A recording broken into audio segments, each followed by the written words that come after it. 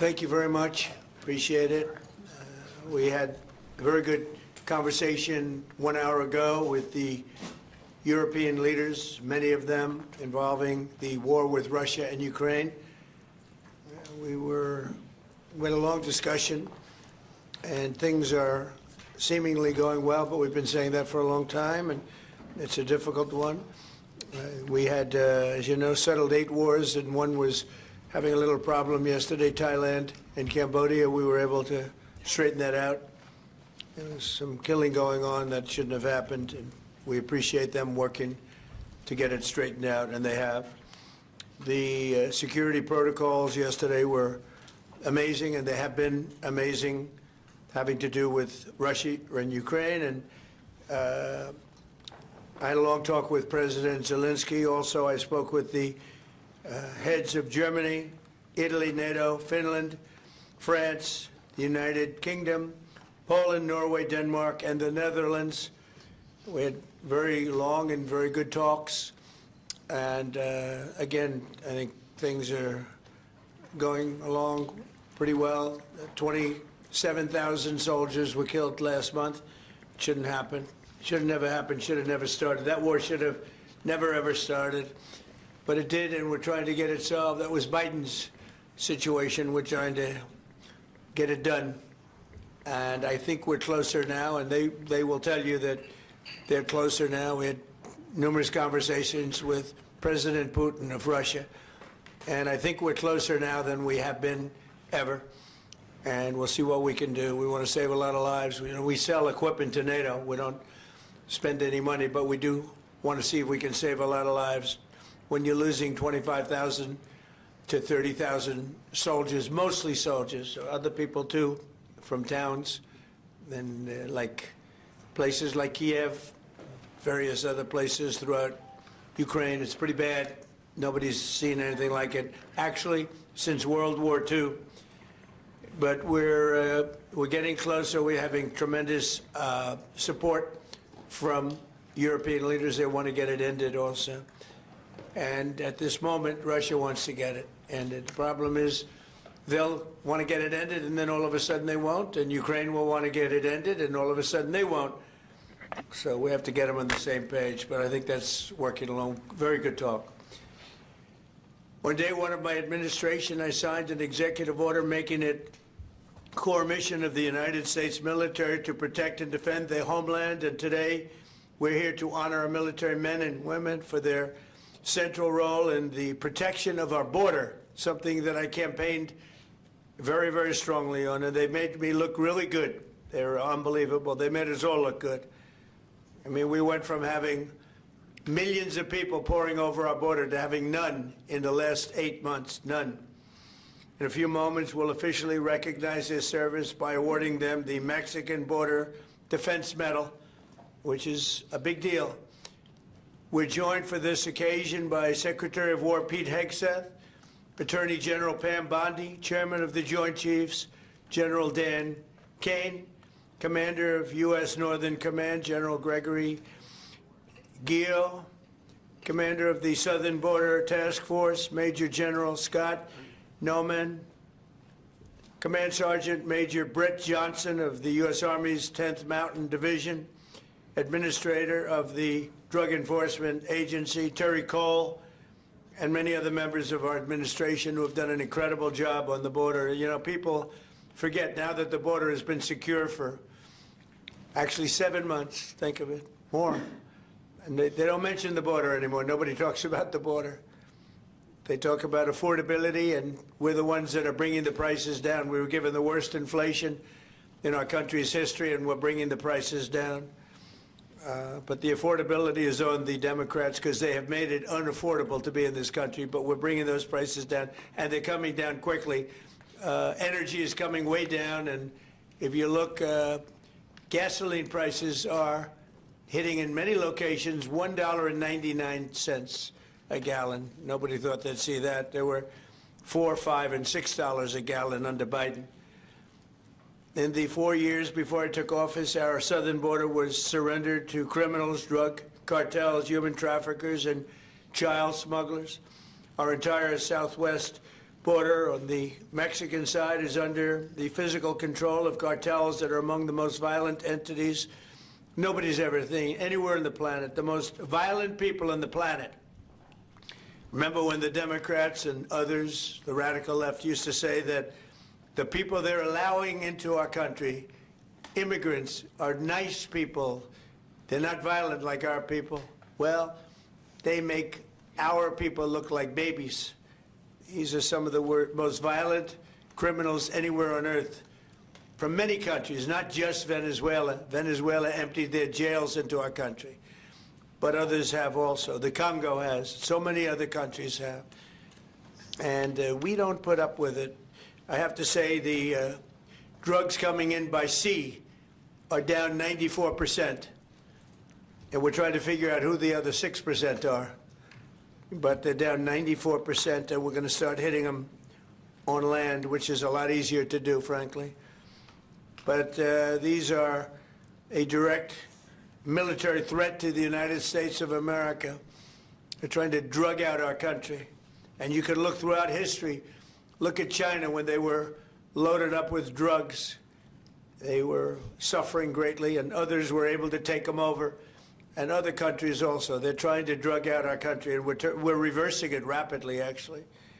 But with the help of our great service members, we've stopped the invasion in its tracks, and we're dismantling the cartels very rapidly. And they are being declared enemies of the United States of America. They have been so declared, legally declared. More than 25,000 warriors have served in this historic operation. It is indeed an incredible and historic operation. And we've never done anything so effectively, and we've had a lot of victories. They've spent night and day enduring scorching hot and bitter cold, and they've given up their holidays and their weekends, working with the officers of Customs and Border Protection. Our armed forces have already conducted nearly 13,000 patrols along the border, and today we give these great warriors the recognition that they have earned, and they have really earned it. The military component of our border security efforts is just the beginning. We're also designating the drug cartels as foreign terrorist organizations, a big deal from a legal standpoint and military standpoint. We've ended catch and release, and we endured and ensured that anyone who sets foot across our border illegally is intercepted, arrested, and immediately deported, or if they're really bad, they're put into prison because we don't want to ever take a chance if they come back. As a result, illegal border crossings have plummeted to the lowest level ever recorded in the history of our country. Think of that. The history of our country. You can all be very proud. For the past 7 months, 0 illegal aliens have been admitted to the United States of America. We inherited the worst border in the history of our country, one of the worst borders, I would say, in the world. I can't imagine any border in the world being worse when they allowed 25 million people to come in. And again, many of these people are gang members and from prisons and jails, from mental institutions and insane asylums. And some of the worst people on earth they allowed to come into our country. We're getting a lot of them out. We've made a big dent. And the self-deportation is something nobody talks about, but literally millions of people are self-deporting because they don't want to be captured. Once they're captured, they don't have the chance to self-deport. They never have the chance to come back into our country. We inherited that border from an incompetent administration and turned it into the strongest border in the history of our country. So we took the worst border in the history of our country, and in a period of 2 months, we turned it into the strongest border in the history of our country. During this time, we've also achieved a 50% drop in the amount of fentanyl coming across the border, and China is working with us very closely in bringing down the number and the amount of fentanyl that's being shipped. You know, fentanyl is very bad when you mix it with certain ingredients, but it also is very important for medicine, for anesthesias, various other things. I want people to understand that. It's not made necessarily for bad. When it's mixed with certain things, it becomes bad. And that's what's taking place in Mexico. And we've got it down to a much lower number, not satisfactory, but it will be satisfactory soon. In May, we executed the largest fentanyl bust in the history of the U.S., seizing 3 million fentanyl pills all at one time. Think of that, 3 million pills. It's amounted to billions of dollars worth of drugs. And last month, we seized another 1.7 million fentanyl pills in the state of Colorado, the poorly run state of Colorado, with a governor who's incompetent, and frankly, with a governor that won't allow our wonderful Tina to come out of a jail, in a high-intensity jail, because she caught people cheating on an election, and they said she was cheating. She wasn't cheating. She went over, she looked at one of the election scams going on, and because she did that, they put her in jail for 9 years. The governor of Colorado is a weak and a pathetic man who was run by Tren de Aragua, the criminals from Venezuela, took over sections of Colorado, and he was afraid to do anything. But he puts Tina in jail for 9 years because she caught people cheating. And when she walked over and got involved in it, they said she was cheating. She wasn't cheating. She caught people cheating on the election, 2020, along with a lot of other people that cheated on that election. You'll see that coming out more and more. But there's no doubt that America's adversaries are trafficking fentanyl into the United States, in part because they want to kill Americans. If this were a war, that would be one of the worst wars. I believe they killed, over the last 5 or 6 years, per year, 200 to 300,000 people. You hear about 100,000, which is a lot of people, but the number's much higher than that. That's been proven. And they've destroyed a lot of families. Because when they lose a child, or even if their child is heavily addicted, you lose that family. The family will never be the same.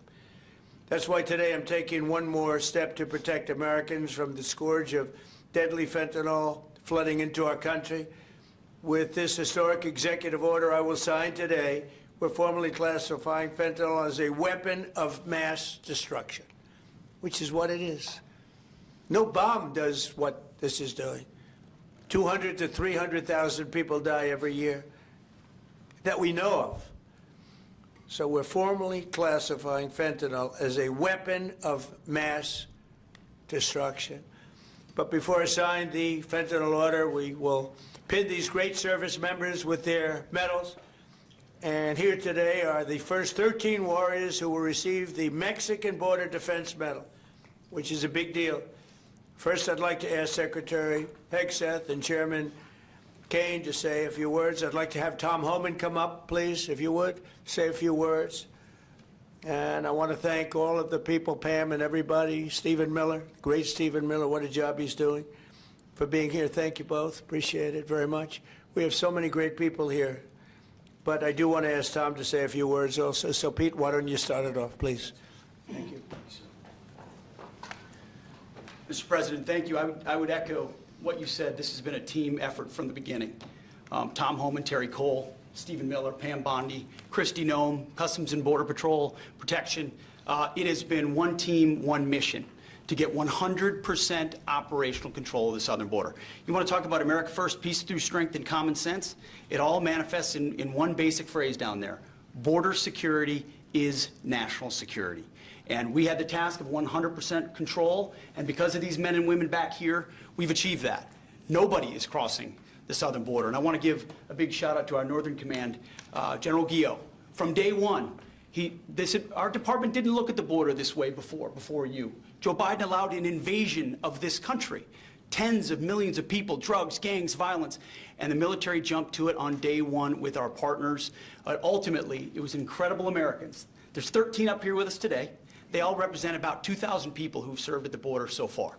So 25,000 Americans qualify for this Mexican National Defense Border Medal that we're announcing today. And what's cool about this medal, it was actually first given out in 1918. So we're reviving an old medal that existed, was given to men and women who defended the southern border. We found out about it. We used the exact same foundry with the exact same imagery, same color, same medal, same everything. So our men and women will be wearing that very same medal as Americans 100 years before who were asked to defend the sovereignty of our country. President Trump was elected to do that. You have done that, Mr. President. We're proud of this mission. We're proud to defend the American people. And pinning these medals on is an example of how important it is to us. So thank you, Mr. President. Appreciate it. Thank you.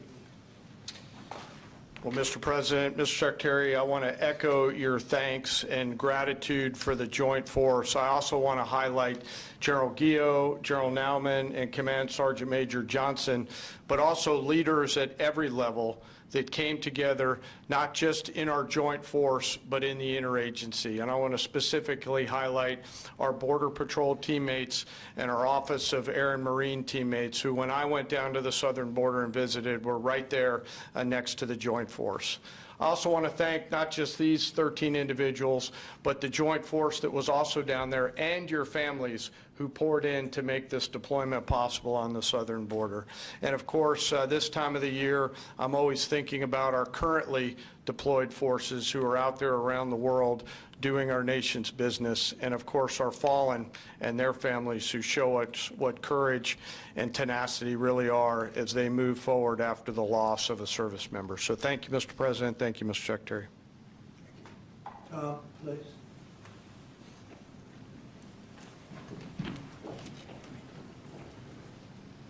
You know, it's always an honor for me to be in the Oval Office with the greatest president of my lifetime.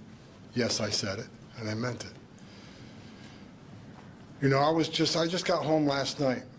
I toured the border in California, Arizona, and Texas. I did it in a four-wheel drive. I did it on the river. I did it from the air. Hundreds upon hundreds of miles of border.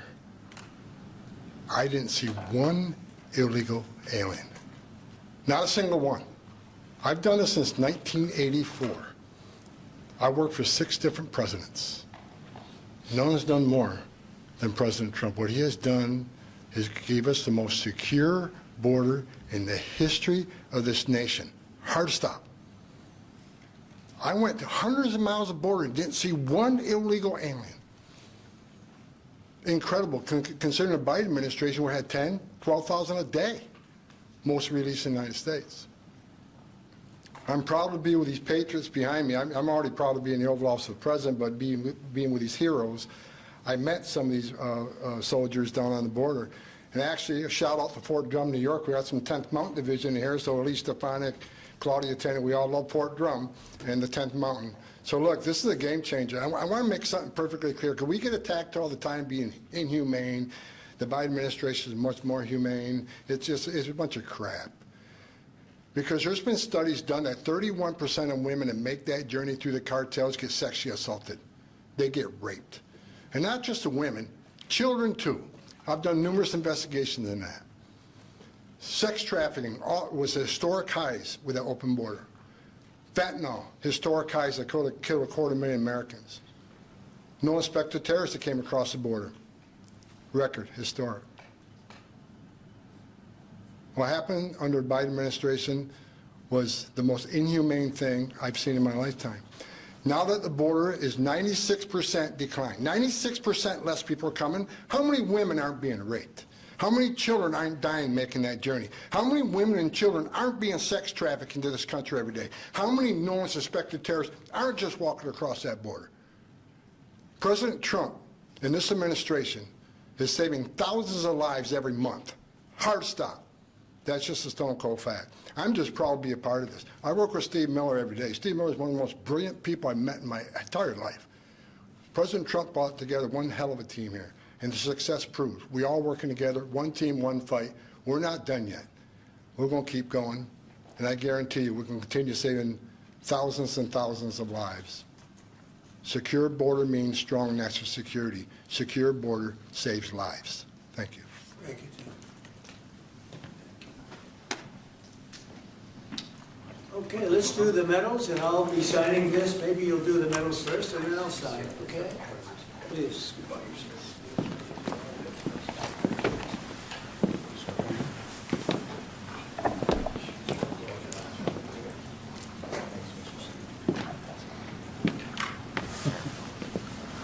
Nice medal. It's not bad.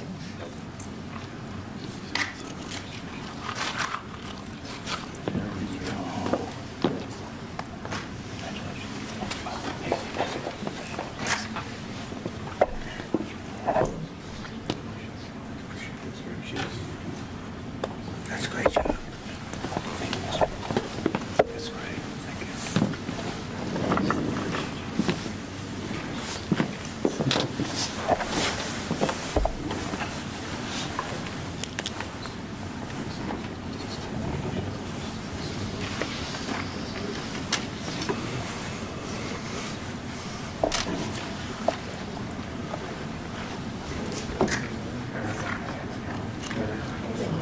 Great job. Great job, fellas.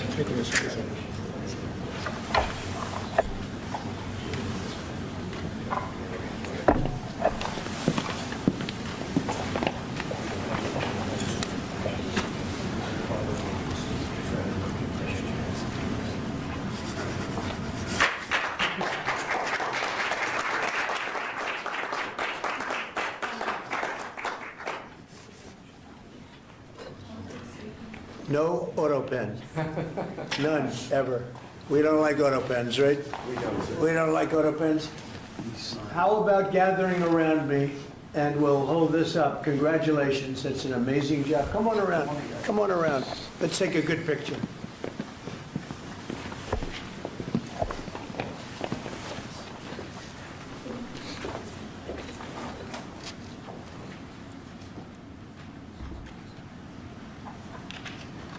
Fantastic job. You guys, fantastic job. Thank you very much. Great job. Thank you, Mr. President. Great job. What you've done is unprecedented. How about holding that up? You guys hold it up. Nice. Hold it up high. You deserve it more than me.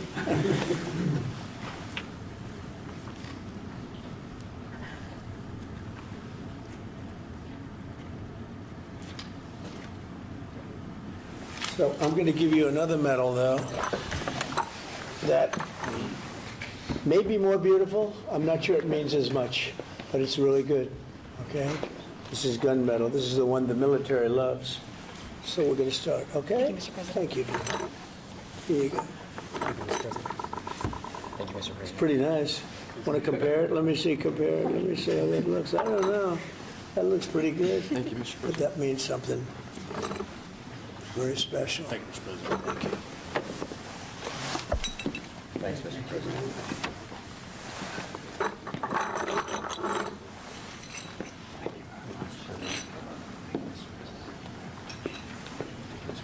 What you can do, tie it around your neck. It's got a nice ribbon. I think you'll like it. It's special. We don't give them to many people. Thank you, Mr. President. Thank you, Mr. President. Thank you, Mr. President. Come on over here. Come there. Look at this guy. The man's made it happen, sir. That's 4 sizes up big. That means a lot up there.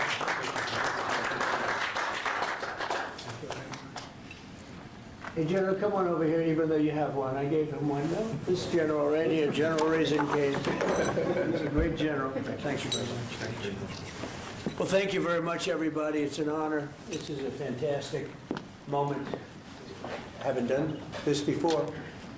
And the job they've done on the border is unthinkable. What they left us with, that they would have open borders with millions of people, 25 million people, probably more than that, pouring into our border, totally unchecked and unvetted. Now we have the opposite.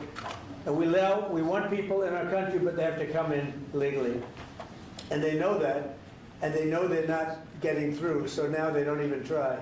So all of the death that Tom Holman talked about, the rape and the death and all the problem doesn't really happen because the caravans, a name I think I came up with, maybe not, but the caravans are very small. In fact, for the most part, they don't even exist anymore because they know they're not going to get through. In a little while, you'll be seeing, I'm suing the BBC for putting words in my mouth, literally. They put words in my mouth. They had me saying things that I never said coming out. I guess they used AI or something. So we'll be bringing that lawsuit. A lot of people are asking, when are you bringing that lawsuit? Even the media can't believe that one. They actually put terrible words in my mouth having to do with January 6th that I didn't say. And the beautiful words that I said, right? The beautiful words. talking about patriotism and all of the good things that I said. They didn't say that, but they put terrible words. They actually have me speaking with words that I never said, and they got caught because I believe somebody at BBC said, this is so bad, it has to be reported. That's called fake news. So we'll be filing that suit probably this afternoon or tomorrow morning. I want to thank all of you for being here. If you have any questions, I guess you could ask, but this is really a day of celebration for these people. The job they've done is really unprecedented. So go ahead. On Brown University, Mr. President, do you know what the motive of the shooter was? Is it was No, it we a targeted don't. No, attack? that's moving along now, and we don't. And we're going to see what happens. Hopefully, they're going to capture this animal. Hopefully, they're going to capture it. Has Kash Patel told you why it's been so difficult for the FBI to identify who the shooter is? Well, it's always difficult. So far, we've done a very good job of doing it with Charlie, with the various times this has happened. They've done it in pretty much record time. But you really have to ask the school a little bit more about that because this was a school problem. They had their own guards, they had their own police, they had their own everything. But you'd have to ask that question really to the school, not to the FBI. We came in after the fact, and the FBI will do a good job, but they came in after the fact. Do you know if it was targeted, Mr. President? No, they don't know that yet, no. Sir, on the issue of drugs, is it accurate that you are considering an executive order to reclassify marijuana under the control? We are considering that, yeah. Okay. Are you planning? Because a lot of people want to see it, the reclassification, because it leads to tremendous amounts of research that can't be done unless you reclassify. So we are looking at that very strongly. Mr. President? Mr. President, Katie? is it true that the reports that you rebuked the Israeli Prime Minister, are the reports that you rebuked the Israeli Prime Minister for the hit on the Hamas general true? And is Israel undermining your efforts to be a peacemaker? No, Israel and I have gotten along very well. My relationship with Bibi Netanyahu has been obviously a very good one. Look, we took out Iran. We wiped out, with that plane right there, we wiped out the B-2 bomber. We wiped out the Iran nuclear threat. And because of that, we were able to make peace in the Middle East. No, we've had a very good relationship with Israel. We actually have a very good relationship with just about everybody in the Middle East. But was that a violation of the ceasefire, the strike on the Hamas general? We're going to have to see. We're looking into that. Mr. President, on the Syria ambush of Yeah. U.S. forces, do you still have confidence in the Syrian president? I do. I mean, this had nothing to do with him. This is a part of Syria that they really don't have much control over.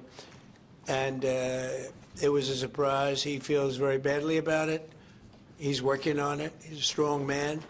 And no, this had nothing to do with the Syrian government. This had to do with ISIS. What will the U.S. response be?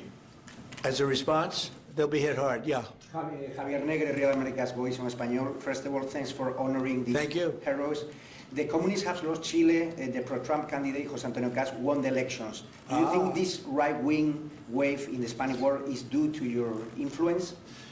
Well, we just had a good one in Honduras, as you know. Had a great election there. I endorsed somebody that was not leading, and he won the election. And we had a good one just a couple of hours ago. I found out in Chile, the person I endorsed, who was not leading, ended up winning quite easily. So I look forward to paying my respects to him. I hear he's a very good person. Yeah. Mr. President, thank you, Mr. President. This year you fired Democrats from a number of federal agencies, and now going into 2026, there are some key regulators like the SEC, the CFTC that are going to have 0 Democrats. Do you plan to appoint Democrats to fill those empty spots, or do you think that federal agencies shouldn't have Democrat commissioners? Well, do you think they would be appointing Republicans if it were up to them? So, we'll look at it. Look, we want to be fair, but typically they're not appointing Republicans. So you're asking me the question whether or not I'd appoint Democrats. But there are certain areas that we do look at, and there are certain areas that we do share power. And I'm open to that. Please. Mr. President, a number of Republicans have denounced your statement on Truth Social after the murder of Rob Reiner. Do you stand by that post? Well, I wasn't a fan of his at all. He was a deranged person as far as Trump is concerned. He said he knew it was false. In fact, it's the exact opposite, that I was a friend of Russia, controlled by Russia. You know, it was the Russia hoax. He was one of the people behind it. I think he hurt himself in career-wise. He became like a deranged person, Trump derangement syndrome. So I was not a fan of Rob Reiner at all in any way, shape, or form. I thought he was very bad for our country. Yeah. Blue slips, Mr. President. Leader Thune doesn't seem like he wants to get rid of blue slips. Will there be consequences for the Senate if they Well, don't? I think they should get rid of blue slips because as a Republican president, I am unable to put anybody in office having to do with U.S. attorneys or having to do with judges. In other words, if you have one, not two, you don't need two, just one. If you have one Democrat senator, where we have a lot of them, you have one Democrat senator in a state, it is not possible to appoint, because of blue slips, a judge. It's not possible to appoint a U.S. attorney. You see that happening. And I think it's a disgrace. I think blue slips are a disgrace. They've long since, I mean, they should not be relevant anymore. This is a different world than it was 15, 20 years ago. You know, that was a gentleman and gentlewoman world.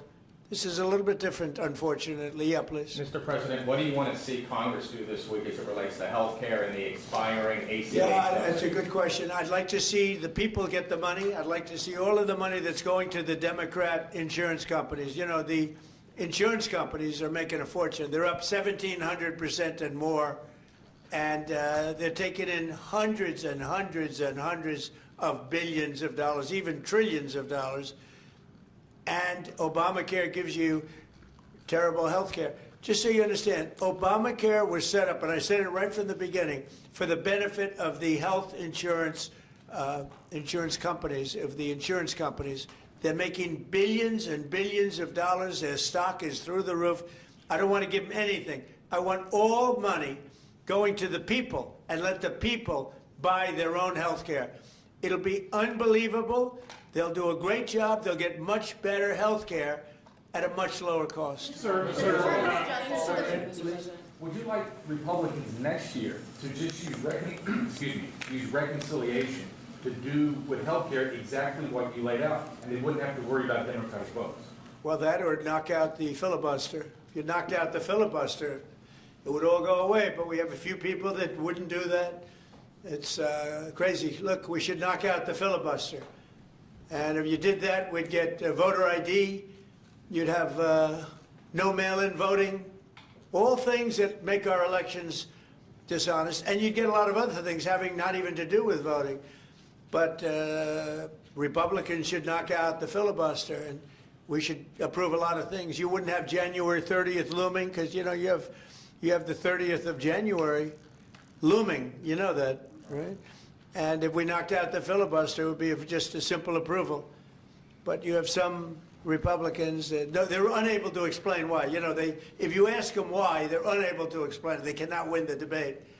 But they should knock out the filibuster. And frankly, they should get rid of the blue slips too, yeah. Mr. President, the Democrats won Miami, where you won the election 1 year ago. Do you think it's because of the Hispanic media like Telemundo that are publishing fake news about the ICE operations? How do you plan to win back those votes for midterms? Yeah, well, I won that whole election. And, you know, it's interesting.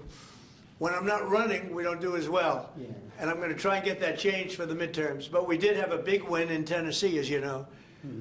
Matt Van Epps had a big win in Tennessee against a very strong candidate, attractive candidate, who a lot of people thought would do very well, and Matt won by a lot. And I won Tennessee by a real lot. You know, we had a great election. We won every single swing state. We won the popular vote. We won everything. And there's a thing that they have now, districts, which is a big deal. I think in a way it's the most important stat from the standpoint of, you know, looking at numbers accurately. So out of thousands of districts, I won 2,750 versus 525. Think of that, 2,750 versus 525. It was great. That's why the map, when you see a map of the election, it's all red, other than two little narrow lines on the other side, please. Sir, Jimmy Lai was convicted today in Hong Kong. Do you have any reactions? I feel so badly. I spoke to President Xi about it. and I asked to consider his release. He's not well.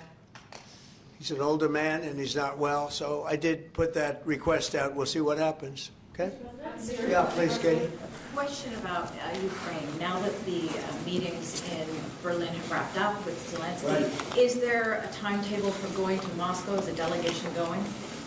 Well, I think that the delegation is largely there right now, actually. They're in Europe, and they met with those people that I called out before, the various countries, plus some others. They want to see it end, Katie. They want to see it end. They all, I want to see it end. They want to see it end. I actually think that President Putin wants to see it end. You know, I've had good talks. We've had good talks with Russia, and I think they'd like to get back to a more normal way of life. And just a follow up there, an Article 5-like deal seems to be emerging without NATO membership for Ukraine. If such a security guarantee is offered, what incentive is there for Ukraine to give up any sort of territory? Well, look, you have, well, they've already lost the territory, you know, to be honest. I mean, the territory is lost. But in terms of security guarantee, we're working with Europe on it. Europe would be a big part of that.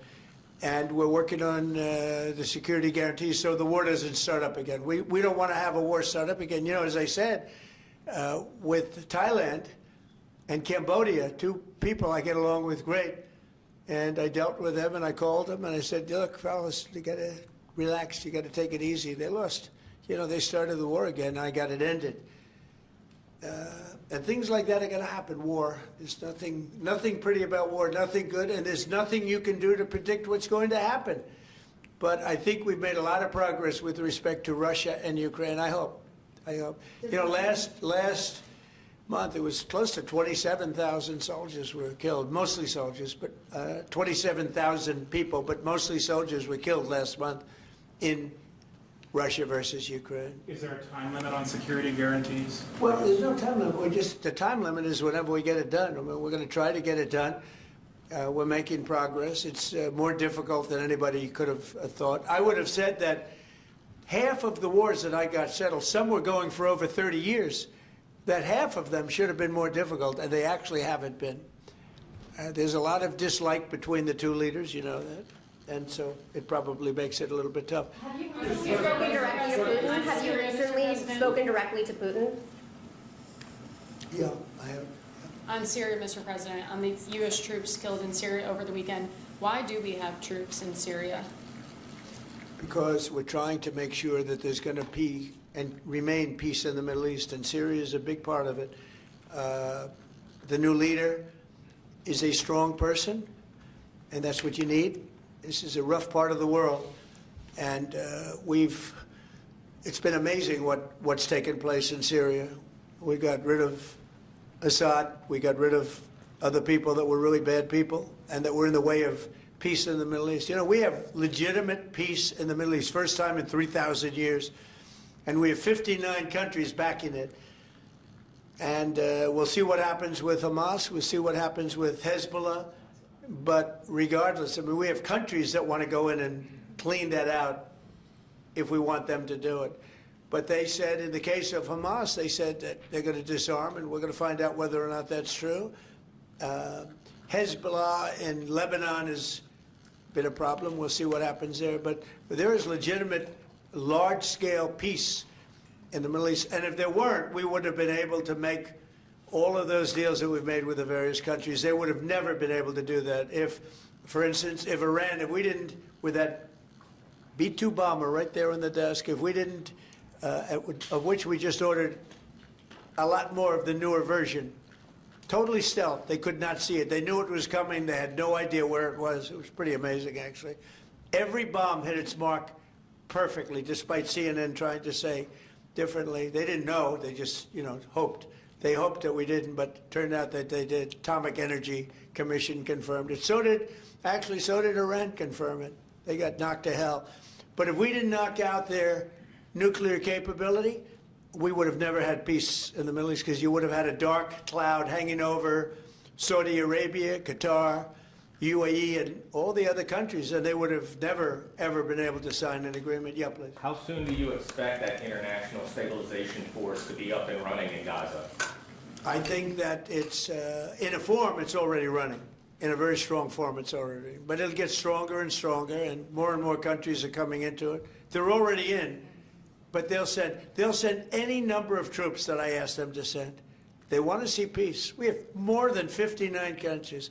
We have many countries that aren't even in the Middle East, but they're fairly close to the Middle East. They want to be involved. So it's been pretty amazing. Mr. President, this week a man named Keone Rodriguez is going to federal prison for creating crypto privacy software. The case was started under the Biden administration, but your DOJ kept it going and secured the conviction. A lot of people in crypto are saying that this man should be pardoned. Are you familiar with the case at all, or would you be interested I've in heard looking about at it. I'll look at it. Why, you think he should be pardoned? Sounds like it. Sounds like, based on your question. Many people in the Rodriguez, we'll look at that, Pam. Okay, let's take a look at it. You know, you'll have to tell me. I don't know anything about it, but we'll take a look. On Friday, Yeah, please. Mr. President, market analysts are calling for a Santa rally. Typically, it's 5 trading days going into Christmas. You know, in the first 2 trading days in January, that's a sign of market optimism. Do you anticipate, along with the historical low gas prices, that continuing into the first quarter of next year? Well, we've had the greatest stock market in history, Brian. We have a stock market that's gone up 52 times to new highs during a 10-month period, my 10 months. You know, my first 10 months, we set a record. 52 days, we had the highest stock market in history, including a day ago. And I didn't look today. Maybe it's up today, I don't know. But we had 52 altogether, and there's never been anything like it. And the reason are the tariffs have brought vast amounts of wealth into our country. That countries that have taken our car companies, those car companies are all coming back. The AI is coming at levels that nobody's ever seen before. That's going to be a massive industry. Without the tariffs, we wouldn't have that. Chips are coming in, chip companies are coming in from Taiwan and other places, but mostly from Taiwan, which has almost 100% of the market. And we're now making chips, and we're not paying anything. It's not the CHIPS Act where they give billions of dollars to companies and then they just take the money and they run. That was under Biden.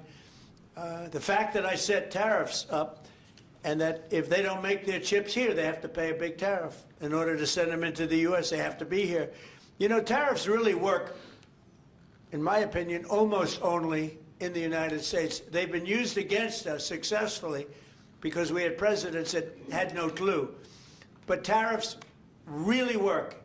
We have taken in hundreds of billions of dollars with tariffs, and more importantly, we've taken in countries and companies where, and even countries have sent their car-making people into the United States in order to avoid paying tariffs. And they'll build a plant and they'll hire our people to make the cars.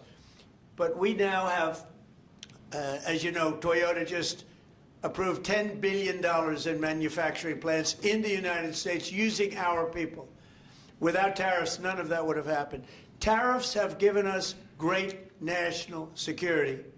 There's nothing like what's happened in the last 10 months. Tariffs have given us tremendous national security and tremendous wealth. Thank you all very much. Thank you. Thank you, Mr. President. Thank you, press. Thank you. Thank you, press. Thank you. Thank you, guys. Thanks for talking. Thank you. Okay, you guys can grab everything. Thanks, guys. You can grab everything.